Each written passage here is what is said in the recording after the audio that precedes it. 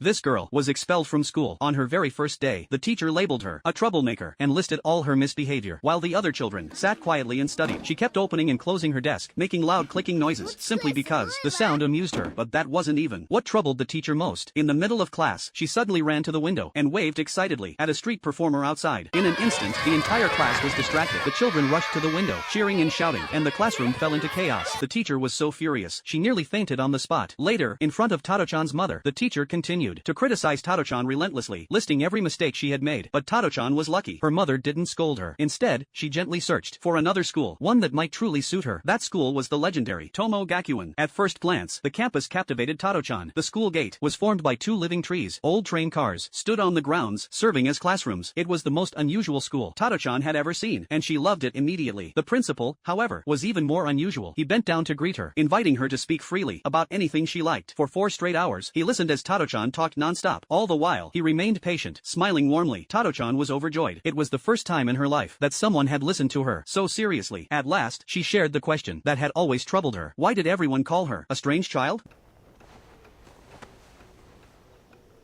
君は本当はいい子なんだよ。